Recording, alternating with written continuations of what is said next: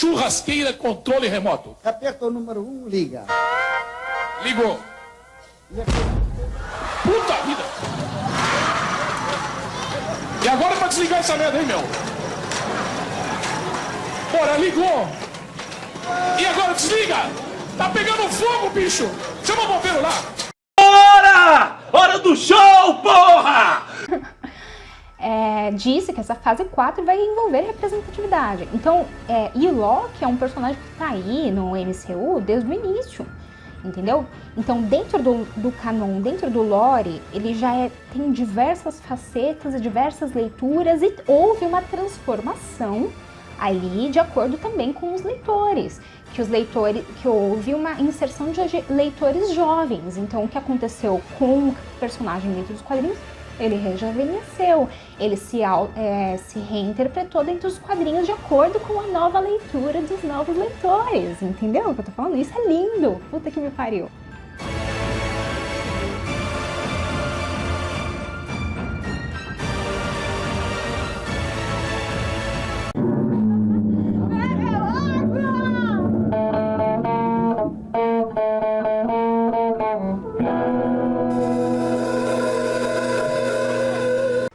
Olá, Súcia, aqui é a Net Batetic e esse vídeo não deveria existir. Então, eu nem tô sentada direito na cadeira, nem me posicionei direito. Eu sei que não parece, mas parece que não tem estrutura, mas eu tento fazer pelo menos um roteiro quando eu vou gravar. E tem tantos pontos pra pegar, já tava na minha cabeça antes de estrear Loki, então eu meio que vou tentar fazer um apanhador da posição que eu tô agora também em relação a tudo isso. Mas em primeiro lugar, eu tinha feito uma promessa, E no meu vídeo, que eu vou colocar aqui no card aqui, eu tinha feito uma promessa no início daquele vídeo. Só que, o que acontece? Como que a gente tá no meio do caminho, como tem uma segunda temporada aí, eu não sou obrigada, eu vou dar uma de...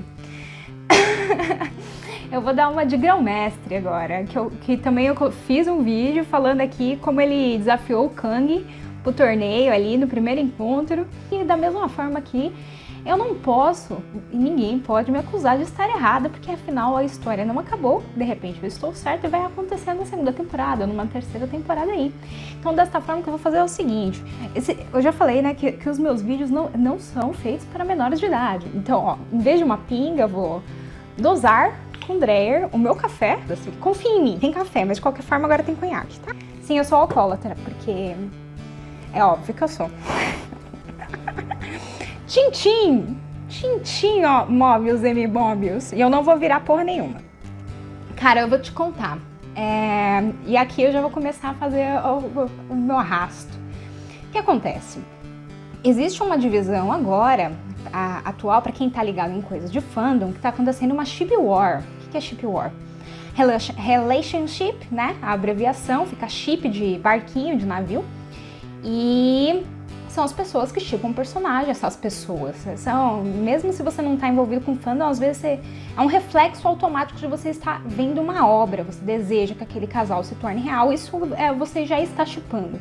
Mesmo antes do termo existir, é um sentimento que sempre aconteceu, né? E aí já vem de toda uma coisa de raiz de fanfics, de raiz de slashes, de que slashes é a barrinha que você coloca ali para denominar os dois personagens que você está desejando um relacionamento ali. Então é muito mais profundo do que aparentemente pode ser para as pessoas que estão de fora, que tem esse preconceito, né? Mas enfim, está acontecendo uma ship war nesse momento, por exemplo, no Twitter ou no Tumblr, que é o meu fandom, geralmente é onde eu estou, que tem as pessoas que shippam Lokius, que é Loki com Mobius, e tem as pessoas que shippam Silky, que é Sylvie com Loki. E por que isso é importante? Porque que isso está me enfesando e isso me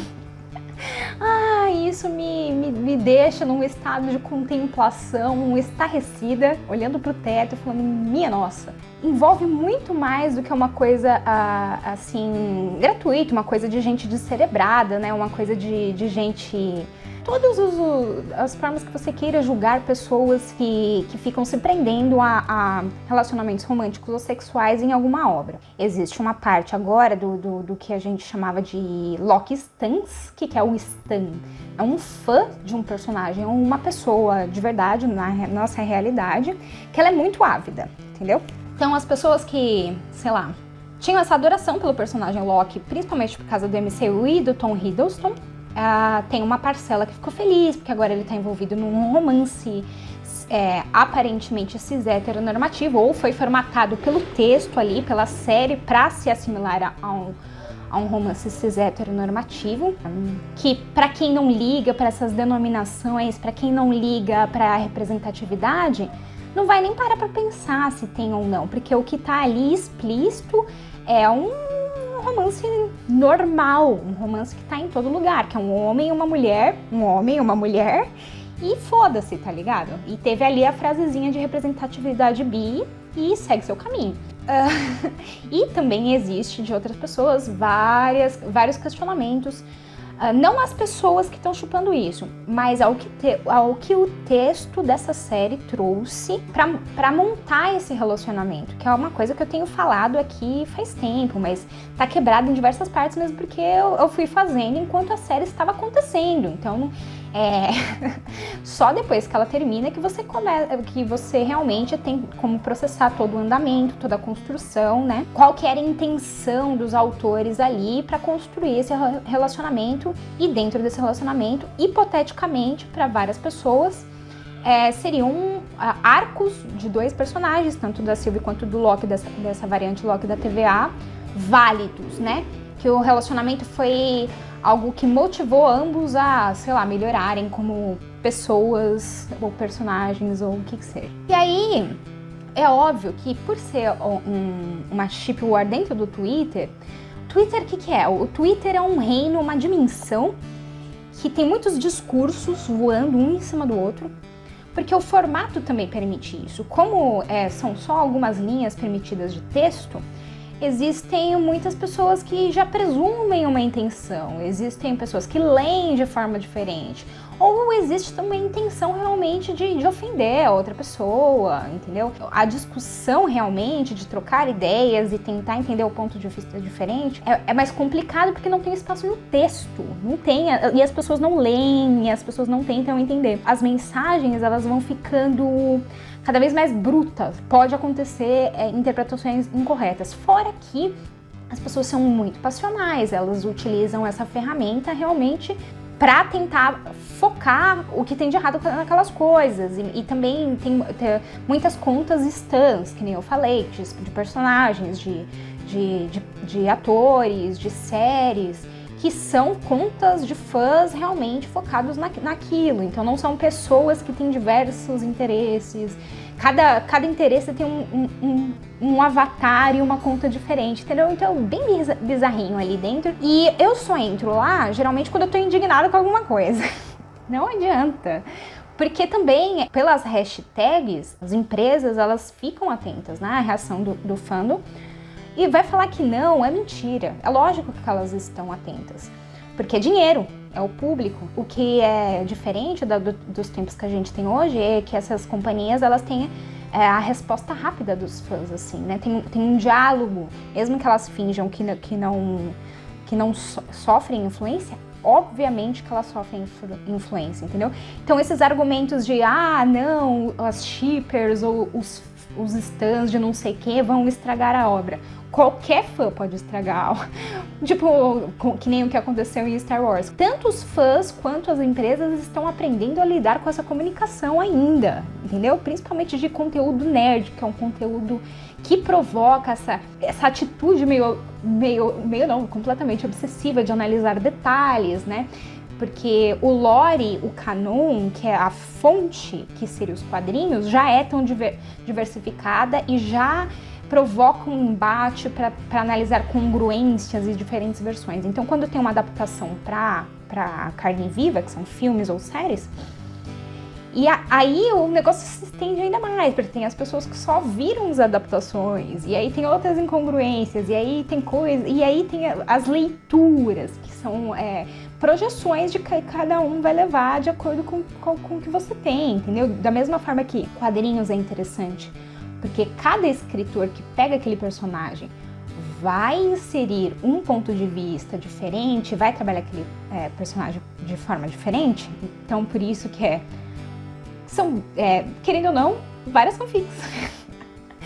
Então, por isso que cada pessoa vai ter um artista preferido, um arco preferido, entendeu? E vai ter também, obviamente, uma leitura preferida daquele personagem, que é de acordo com a vivência daquela pessoa, que vai projetar de uma forma diferente naquele personagem. Mas por que que Loki é tão interessante, tão pontual, essa Ship War é tão precisa? Porque é o primeiro personagem que a Marvel trouxe para ser o ícone de representatividade LGBT em tela. Dessa fase 4, que foi predita pelo Kevin Feige, que é o cara que controla tudo lá, para quem não sabe, que eu chamo ele de dedão de boné, ou Figas.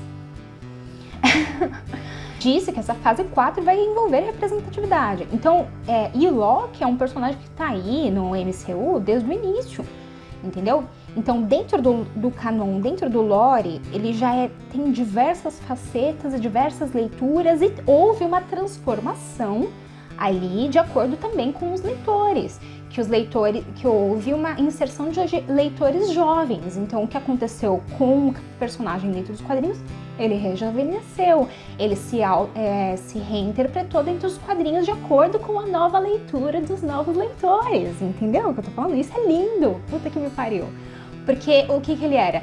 Ele era, pra mim, na minha leitura lá, mesmo no Kirby, ele era um anti-herói, e serviu como vilão em grande parte, mas aí você tem que considerar se Odin é ou não um personagem heróico ou o que quer que seja, entendeu? Porque Thor era pau mandado de Odin, e Odin é problemático. Mas então, e aí pra mim ele era anti-herói por causa disso, Loki. Ele rejuvenesceu por causa dos espectadores desse personagem no MCU, que queriam ver quadrinhos com ele, e queriam ver coisas mais de nuances. Então, o que é legal, por exemplo, em Agent of Asgard, ou no Kid Loki, fase Kid Loki, ou até mesmo na parte da Lady Loki, que ali o personagem começa a ficar realmente bem anti-herói, bem área cinzenta, né, de moralidade. Que, por exemplo, em Agent of Asgard tem todo o arco que ele se torna o deus das histórias, ele deixa de ser o deus das mentiras, o deus do mal, do malefício, que eu adoro, é tão camp, eu adoro tudo que é camp de quadrinho, eu acho que é uma coisa que tá faltando das adaptações novas. E nesse arco dos quadrinhos, para ele se tornar o deus das histórias, inclusive a partir do Kid Loki, teve toda essa coisa de dúvida de mudança. Será que eu posso sair desse arquétipo de vilão que leitores antigos dos quadrinhos me conhecem, me reconhecem, e passar a tentar fazer o bem, mesmo que seja o bem de acordo com a minha leitura do que é o bem? O que isso está dialogando? Está dialogando com os leitores dos quadrinhos, entendeu? Então, toda essa coisa de Loki e papel de vilania e papel de deus das mentiras está dialogando com as estruturas das histórias e a função do personagem ali. Porque se ele não vai ser vilão, ele vai ser o quê? Entendeu? É isso que os leitores antigos, por exemplo, deveriam estar pensando quando no Kid Loki começou a aparecer nos quadrinhos do Thor deles, que entendeu? Eles estavam, por exemplo, leitores antigos já estavam acostumados com um formato daquele personagem. Como assim novos leitores estão tentando mudar isso, entendeu? Então, é muito divertido analisar isso. E tem também ali no diálogo, não só a aceitação do Loki como um personagem gênero fluido e bissexual ou pansexual, de acordo com a leitura de cada autor que trabalhou o personagem nos quadrinhos. E aqui é muito importante, muito importante diferenciar uma coisa, porque todo mundo pega e fala, Loki nos mitos nórdicos foi um cavalo e pariu uma égua, então óbvio que é gênero fluido, entendeu? E mano, Humanos podem se transformar em cavalos? Pessoas, seres humanos da nossa terra, da nossa realidade, podem se transformar em cavalos? Que eu nunca conheci ninguém, mas se alguém quiser me apresentar, assim, eu não tô falando de furries, ok? Porque o personagem consegue, é um transmorfo ou um metamorfo, não quer dizer exatamente que esse personagem é gênero fluido, entendeu? Uma coisa é identidade e outra coisa são poderes, certo? Então você pegar e falar assim, você pegaria a sua própria variante, por exemplo, para um público que está assistindo, está esvaziando toda a significância de ter um personagem ali que não é uma pessoa cis hétero, por exemplo, entendeu? Que está sendo representada, e sim um kink, né? Um kink das pessoas. E então tá tornando uma identidade de pessoas que realmente não se identificam nem com o masculino nem com o feminino, uma performance de gênero, né? E tá tornando isso um kink, tipo o Naruto se pegaria no Kagebushi no Jutsu. Entendeu? É um negócio muito difícil, principalmente porque basicamente não existe representatividade trans em nada. Então é muito difícil você pegar para tentar discutir esse tipo de coisa, porque a grande maioria das pessoas está cagando. Coloca com uma coisa de, é mundo fantástico, então é fetiche. E não está trabalhando coisas sociais importantes, uma representatividade que talvez seria importante para leitores desse personagem, que tiveram essa representatividade nos quadrinhos e estavam esperando mesmo da versão live action, que tem um ator tão famoso como Tom Hiddleston, entendeu?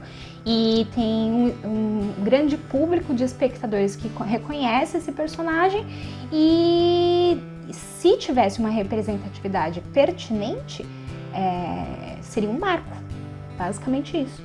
Então, voltando para o que eu estava falando antes, não é porque um personagem, e deve ter vários, se você pegar para pesquisar, tanto DC quanto da Marvel, que são personagens que podem se transformar em homem ou em mulher. Não quer dizer que essa pessoa se identifica com ambos. Não quer dizer que esse personagem, quando se transforma em uma mulher, por exemplo, no caso do Loki, fisicamente, quando se transforma numa mulher, quer dizer que esse personagem se identifica com uma mulher também. Deve ter vários aí que não, que continuam sendo homem ou continuam sendo mulher, entendeu? Identidade. Então, o poder é uma coisa e a identidade é outra. E por que é diferente no Loki, por exemplo? Porque ele tem uma terminologia até que é ergue, se não me engano, a pronúncia, que tem toda uma contextualização dentro dos mitos nórdicos, da cultura nórdica, de você ter um comportamento considerado como feminino, entendeu? Então tá quebrando barreiras de estereótipo de gênero, entendeu? Tem uma leitura desde os mitos nórdicos desse personagem ter uma representatividade trans para o que a gente tem hoje como terminologia trans, entendeu? Que antes era ergue usado, por exemplo. Então, é muito interessante que as pessoas saibam essa diferença. Não é porque o personagem pode se transformar em homem ou mulher ou em cavalo que quer dizer que esse personagem vai se identificar com homem, mulher ou cavalo, entendeu? E da mesma forma, tem uma diferença entre identidade e sexualidade, que é a atração por outras pessoas, certo? Então, mano, tem gente que ainda não sabe a diferença disso. E aqui o que eles fizeram é extremamente pobre em relação a isso. E questionável, é pobre e questionável. Então, voltando para o que está acontecendo dessa chip war, que é o que as pessoas estão falando aí, de que tem um hate porque é por causa de chip, porque o chip gay não aconteceu, entendeu? Que estaria estragando ali a obra porque estaria pedindo uma representatividade que eles não são obrigados a nos dar. E queriam que esse chip Loki e Mobius acontecesse e está triste por não ter acontecido. Isso é muito cego da pessoa que tá criticando honestamente nesse sentido. Mesmo porque, pelo menos a grande maioria das pessoas que eu entrei em contato coloca ou tá produzindo fanart ou tá produzindo memes como deboche, entendeu? Como deboche pra se proteger e pra pedir um dia, talvez, com qualquer outro personagem que tenha um relacionamento homoafetivo na tela, mas o que eles deram foi Silk, que é o Loki com a Sylvie. Então eles usam meio que também como uma arma esse chip. Por que eu tô falando eles e não eu? Eu acho divertido a ideia, eu aprecio, por exemplo, algumas leituras ali, mas eu já até falei antes no meu vídeo que tem... eu vou colocar aqui que o Mobius, pra mim, ele é inerentemente um personagem problemático, que eu não acho ele um santinho, que eu acho que ele estava trabalhando pra TVA porque ele decidiu, ele escolheu acreditar que aquela mensagem era a mensagem correta. E ele só mudou. E a TVA é o quê? É uma entidade fascista. E ele torturou e matou, segundo o que ele achava que acontecia quando você, sei lá, botava o bastãozinho lá, um monte de variantes antes dele encontrar o Loki. Um monte, tava cagando. E por que ele é diferente, por exemplo, da B15? Porque a gente teve em texto o Loki questionando esse posicionamento dele. A gente teve em texto o Loki falando, cara, quando eu começo a pensar que você é uma pessoa inteligente, você vem com um argumento desse? Como assim você não questiona o que está acontecendo aqui? Como assim você não vê que tem alguns problemas nesse discurso que você está seguindo aqui? E aí o que o Mobius fala? Eu escolhi acreditar porque é isso, eu escolhi ficar confortável e continuar aí torturando e manipulando e prendendo variantes porque eu acho que é pro bem maior. Ele em texto colocou isso. E aí, mano...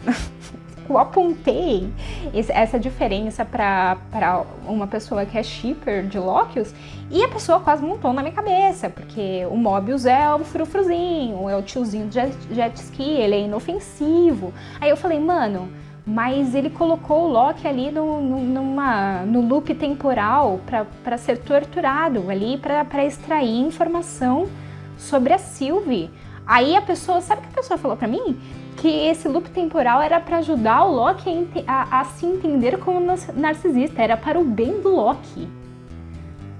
Aí eu me recolhi naquele momento e falei, belezura então, hein? Se você acha a tortura válida aí pra melhorar o personagem, porque o personagem merece, então acho que a gente vê o Loki e, sei lá, merecimento de que quer que seja isso que você tá falando, diferente, entendeu?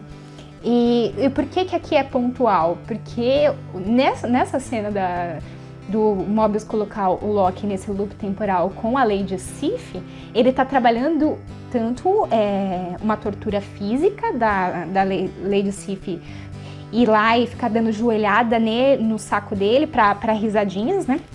E também tá trabalhando a tortura psicológica, que tá falando que você sempre vai ficar sozinho, você merece ficar sozinho. E tem textualmente toda uma coisa de falar que Loki é um narcisista, que é uma coisa que eu questiono muito do cerne de leitura dessa série quanto ao personagem. Muito. Mas, enfim, tá justificado ali sofrer essa dor, essa tortura pra chegar uma hora ele ajoelhar e pedir desculpa e se realizar como um narcisista ali, né? Mas o que é evidente no texto é que Mobius sabia como mexer com o Loki. Ele estudou o Loki, ele era um especialista, ele era um fã. Ali no primeiro episódio já deixa que ele entende Loki, o que seria o conceito do Loki. Então ele usa esse loop temporal pra manipular o filho da puta do Loki com uma tortura pra ele ter a informação que ele tá querendo, que é a informação sobre a Sylvie, o que ela quer como uma variante terrorista contra a TVA, que é a porra da entidade fascista que ele representa ali. Então, e aí como isso se resolve? Numa conversa de carro, ali no episódio 5, que é três frases que fica Mobius e Sylvie soltam. O Mobius nem dá pra saber porque ele tá ali no meio, porque que ele se encontrou com o Loki, é porque o roteiro quis, não tem sentido aquilo. E tá desculpado, entendeu? E Mobius tá desculpado e é isso. Segue o teu caminho, ele é tão bonzinho, queremos ele no jet ski. E então, o que eu quero dizer com tudo isso? Quer dizer que, ao meu ver, os dois lados em relação a Ship War não é que estão errados. Eu entendo o ponto de cada um deles. Porque, querendo ou não, Silk é algo canon e trabalhou ali coisas que vários fãs queriam pra Loki, que é uma evolução, que tem aquela conversa da cobertinha, né? De eu trair meu irmão e meu pai, minha pátria, e eu tava errado, e nossa, eu me arrependo, nunca mais vou fazer isso, que é uma coisa que pra mim realmente descaracteriza o personagem, esvazia completamente o que o personagem representa como uma leitura diferente do status quo, apaga todo um questionamento que até Thor Ragnarok trouxe sobre Odin ser uma entidade boa. Ele era um colonizador, um escroto, e vamos dizer que na velhice ele se arrependeu e quis apagar a história dele, de como ele conquistou esse poder. Então existe um questionamento completamente válido do que a Asgard representa como pátria, o que Odin representa como um líder e o que Thor representava ali como uma pessoa que não questionava esse líder, certo? É uma coisa que está no MCU, mesmo se você não quiser analisar Loki como personagem. Então, colocar isso ali naquele contexto da cobertinha é uma leitura muito superficial para mim, em primeiro momento. Mas muitas pessoas que eram stãs do Loki acharam, finalmente a gente conseguiu o nosso momento de que o Loki é o herói agora. O Loki é porque ele está no caminho da redenção e tudo mais. E veem isso como um crescimento pro personagem. Realmente veem isso como um crescimento pro personagem. E foi nesse texto como foi utilizado. É um momento de crescimento do personagem. E pra mim é completamente sem sentido. Também porque esvazia questionamento de todo a existência do Loki e as pessoas em volta dele e o crescimento dele dentro do ambiente de Asgard, dele ter sido um gigante de gelo sequestrado pelo Odin para ser utilizado como arma de guerra. Esvazia tudo que tinha interessante ali, tudo, em relação à história do Loki, e também esvazia o que ele é, mesmo nos quadrinhos de mudança, de evolução, que ele continua sendo um personagem de moral cinzenta, ele continua sendo um anti-herói.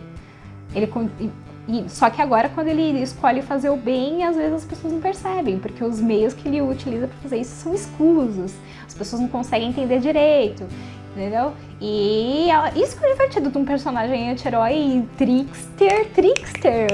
Você espera ser surpreendido, tá ligado? Você espera ser enganado. Mas o que acontece nessa primeira temporada da série, a partir daquele momento ali que o Mobius pega e fala... eu entendo, meio que fala, eu sei que você quer tomar o poder da TVA, e aí o Loki dá uma risadinha e conserta a porra da gravata dele e fala assim, é tão bonitinho que você acha que você consegue me manipular, eu tô não sei quantos passos na sua frente. Sumiu tudo isso. Cadê esse Loki? Cadê? Tá ali no cantinho chorando, depois da Sylvie beijar ele e chutar ele num portal. Cadê esse personagem que tá 20 passos na frente de todo mundo? Cadê? Não sei. Entendeu o que eu tô querendo dizer? O começo ainda tinha isso. Mas aí... do nada... não tem mais. Não tem mais. E... as pessoas acham que isso é um crescimento válido e bom do personagem. Que se continuasse ele sendo um trickster, ou o que quer que seja, de moral cinzenta, ou que ele estivesse enganando a Sylvie, ou que estivesse enganando o Mobius, ou que estivesse enganando, sei lá, o Casey, seria, sei lá, voltar a ser mal? Eu não sei. Eu só sei que essas pessoas acham que o que foi feito é bom. E são pessoas que não só o público geral, existem fãs do Loki que realmente estão felizes com isso. E ao mesmo tempo tem isso aí que eu comentei do Mobius ser considerado pelos stans do Loki como personagem fofinho e ideal de namorado, por exemplo. O que pra mim também não consta. E nesse sentido, vamos comentar sobre o pairing, que seria os pares, né? Eu ainda acho que Mobius e Loki têm uma química muito maior do que Loki e Sylvie, por exemplo, tentando pensar de maneira lógica, né? Não pensar em representatividade e tudo isso. Pelo que a gente teve, realmente a química entre os dois é muito melhor. E mesmo com todo esse meu questionamento em relação ao Mobius, que eu não vejo ele como um personagem inofensivo, e aquele chute que a Ravonna deu nele ali, enfim, né? Eu já tinha comentado sobre o binarismo de gênero dessa série com as personagens femininas, mas aquele chute foi bem interessante. Mesmo sem ser poder físico, de atletismo e de cenas de ação, ele continua sendo pra mim um personagem que tem um tipo muito peculiar de manipulação, que ele parece ser inofensivo mesmo e deixa bem evidente isso em texto. E apesar de eu continuar achando ele problemático, ainda acho ele extremamente interessante. E eu gosto bastante da atuação do Owen Wilson e eu quero saber sobre o passado dele, mais do que jet ski. Eu quero saber sobre outras coisas envolvendo o personagem. Ele me interessa, mesmo que eu conteste algumas coisas em relação à caracterização dele, a narrativa que foi feita com ele, entendeu? Já a Sylvie, eu já fiz também vários vídeos comentando como era interessante a maneira como foi feita a leitura trans dela abandonar a identidade de Loki e assumir a identidade de Sylvie. E eu acho que toda essa coisa de tornar ela uma Loki que assume uma outra identidade, eu tinha tanta esperança nessa personagem, até quando ela se revela e fala que isso não é sobre você. O conceito de Loki, pra mim, tinha tanto potencial ali pra trabalhar a representatividade. Não precisava ser o Loki do Tom Hiddleston pra trabalhar a representatividade. Poderiam ter utilizado ela melhor. O que eu tô querendo dizer com isso? Se fosse queimar muito, usar um ator tão famoso como o Tom Hiddleston, um símbolo sexual, talvez, ali com o Tom Hiddleston, utilizassem então a Sylvie pra trabalhar gênero fluido, por exemplo. Ela, uma hora, se transformando em homem e continuar sendo Sylvie, que seja, entendeu? Ou até um romance, ela assumindo um romance homoafetivo com um terceiro personagem, Loki e Sylvie serem só realmente amigos, ou serem irmãos, e entendeu? O que eu quero dizer com queimar? Isso é uma terminologia que eu tô usando pra empresa, porque, mano, desde que acabou essa série, já lançaram umas 3 ou 4 entrevistas para tentar justificar a forma como foi feita a representatividade nessa série, porque eles fizeram antes toda uma publicidade envolvendo que seria marco, que eles iriam fazer a representatividade bem. Chegaram a falar que eles não colocaram em texto para não deixar o personagem acorrentado numa interpretação. Sim, eu sou fumante, esse é um cigarro e esse é um isqueiro. Para acorrentado numa interpretação, entendeu? E o que é isso? É queerbaiting. Isso é queerbaiting. E queerbaiting com uma parte muito específica, que é a leitura gênero fluido, que é a leitura trans. Porque se Loki, da TVA, do Tom Hiddleston, é bissexual ali, eles colocaram em texto e deixou implícito que a Sylvie, como variante do Loki, também era bissexual, então por que a identidade de gênero mudaria entre as variantes? Todos os Lokis são gênero fluido. Isso é a leitura básica.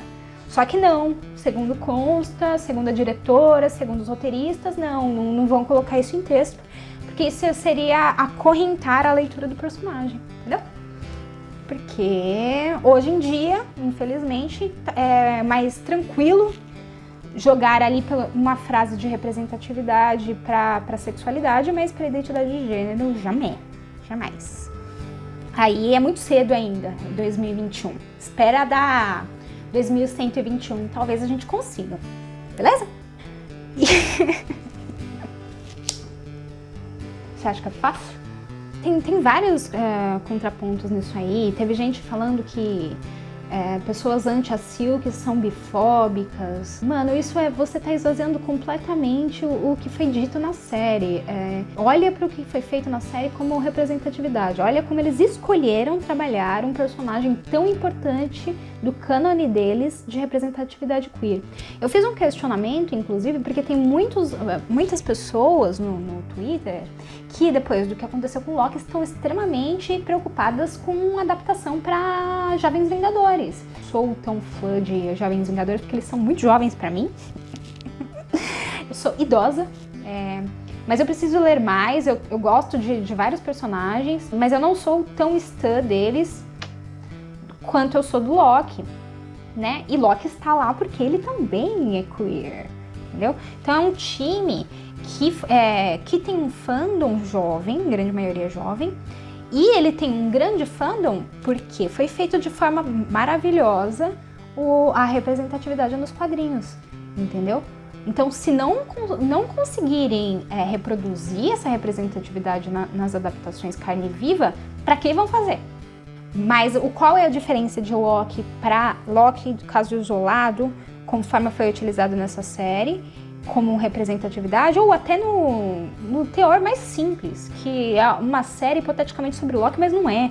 Ele não é o protagonista daquela história e nem a Sylvie também é protagonista daquela história. O protagonista daquela história é Nathaniel Richards e inserir o vilão da fase 4. Fase 4 é o protagonista daquela história. O Loki da TVA do Tom Hiddleston é um coadjuvante, a partir do episódio 3. E... eu terminei, viu? Deixa eu ver mais. Que liga, Nathaniel Richards. Tchim, tchim. E, mano, eu tô tão cansada, você não tem uma noção de que eu tô tão cansada. Mas, voltando, qual que é a diferença de Jovens Vingadores pra Loki? Que Loki tem uma coisa mais... Em primeiro lugar, ele é um adulto dentro do MCU, ele é um anti-herói dentro dos quadrinhos. Ele tem o Tom Hiddleston aí como ator, uma certa fanbase hétero, vamos dizer assim, que é um símbolo sexual hétero, então talvez colocar ele com um romance homossexual iria queimar pra ele. E assim, esvaziaram, simplificaram e fizeram de qualquer jeito. E de forma realmente para apagar a identidade de gênero fluido dele. E fizeram aí essa jornada de auto-amor, de autovalidação, de binarismo de gênero com a Sylvie. E deixa eu falar uma coisa sobre a Sylvie também, que eu comecei a falar que eu validava bastante leitura trans. Mas no resultado final, para essa primeira temporada, a arco da personagem é muito... Ela é muito... sem sal, honestamente. Sendo realmente honesta. Eu gosto do potencial do que poderia ser feito com ela. Até o episódio 3, em Lamentes, eu ainda estava esperançosa do que poderia ser feito com ela. Honestamente, se ela sumisse, por exemplo, eu não vou me importar mais com a Sylvie do que eu vou me importar com o Loki. Não tem como, tá ligado? Porque eu já gosto do personagem nos quadrinhos. E eu gosto da jornada que teve no MCU. Então, para eu me importar mais com a Sylvie do que com o Loki e aceitar, por exemplo, a Sylvie ficar achincalhando o Loki, diminuindo o Loki estar ali como coadjuvante dela e eu me importar com ela, a série não conseguiu fazer isso pra mim, entendeu? Seja pelo romance, seja pela forma como construíram a personagem. Eu queria algo muito melhor. Aliás, teve um período que eu tava querendo muito mais dela com a Ravonna, porque eu leio as duas como espelhos muito interessantes. Aliás, isso aí já provavelmente eu vou repetir quando eu for fazer sobre headcanons para a segunda temporada. Mas pra mim, quem vai resgatar a Sylvie vai ser a Ravonna, que ela vai pegar aquela navezinha que a Miss Minutes soltou e vai vai encontrar a cidadela no final dos tempos e vai encontrar a Sylvie ali depois de ter matado o He Who Remains. Vai ser assim que a Sylvie vai ser resgatada, vai ser a Ravonna, pra mim. E se a segunda temporada for as duas, aí vai ser muito mais interessante. Pra mim vai ser muito mais interessante. as duas explorando o que quer que seja que aconteceu de um lado, e do outro o Loki da TVA, o Loki Pussycat, tentando entender o que aconteceu com a TVA, com o Kang assumindo. E as pessoas, e o Mobius e a B15 perdendo a memória sobre ele. Aí seria um pouquinho interessante pra mim. Um pouquinho. Bem pouquinho. Bem pouquinho. Tipo, uns 10% de interesse. Mas, de novo, eu não tenho muita esperança que vão fazer Loki protagonista, nem que seja usando magia. E aí já é um vídeo só sobre isso, tá ligado? Um vídeo só sobre Loki e magia. E o que fizeram no MCU até agora com Loki envolvendo magia e lutas e potencial desperdiçado e tudo isso. Que eu comentei num desses vídeos curtos que eu queria que ele mudasse de roupa, né? Que nem teve na Wanda assumindo como feiticeira escarlate, com os poderes e mudando de roupa toda poderosa, cacete. Ou então no Sam assumindo como Capitão América com a uniforme novo e os cacete. E aí o Loki com aquele uniforme nojento, sem lavar, e aquela camisa podre. E usando as duas adagas sempre, porque... E quando vai tentar fazer magia é segurando só a mãozinha ali da Sylvie, porque sozinho ele não consegue. Então é muito triste para quem sabe que a primeira interação entre Loki e Doutor Estranho nos quadrinhos, desenhada pelo Ditko e escrito pelo Stan Lee, o Doctor Strange quase morreu, ficou ali de joelhos, né? O Loki está extremamente maravilhoso, superior, reinante, manipulando o Doutor Estranho para enfeitiçar o martelo do Thor. Toda aquela história é extremamente divertida, eu dou risada pra cacete. Mas enfim, pra ele era nada, tá ligado? Derrotar o Doutor Estranho. Mas tudo bem, porque na verdade essa versão é a versão Loki clássico, né? Que é a única que sabe usar magia. O Loki que a gente tem no MCU do Tom Hiddleston, ele só sabe usar duas adaguinhas. Eu realmente tô começando a odiar essa versão. E muito importante também, acho que pra finalizar também esse vídeo que já deu, que é meio que sobre fandom reagindo, o meu fandom, ou todos os fandoms que seja, reagindo à primeira temporada. É muito importante, eu não sou uma fã do Tom Hiddleston como ator. Eu não acho ele os meus sonhos lustrosos de desejos sexuais. Eu tenho alguns atores que estão englobados e eu não condeno quem tenha Tom Hiddleston nesse ideal aí de, será, namorado, se fosse possível, né? Ótimo para quem gosta, quem preza, quem acha ele o ápice do que é ser sexy, por exemplo. Eu, honestamente, tô cagando pra Tom Hiddleston. Eu acho que eu nunca vi nada dele a não ser ele como Loki no MCU, e acho que foi, que mais? O do Jarmusch, que é de vampiro, mas eu vi por causa da direção do Jim Jarmusch. Eu não acho ele um mau ator, muito pelo contrário, eu acho ele um ótimo ator, assim.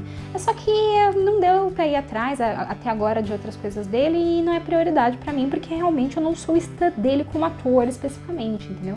Eu gosto do Loki, que nem eu tô falando desde o primeiro vídeo. E eu estava enganada. Deixar aqui essa é a finalização, eu estava enganada.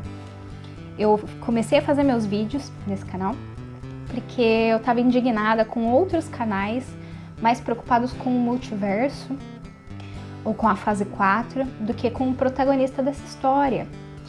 E eu comentei que não era sobre isso, mas eu estava enganada e vocês estavam corretos. A série foi feita pra vocês. Eu que sou fã do Loki, que me foda.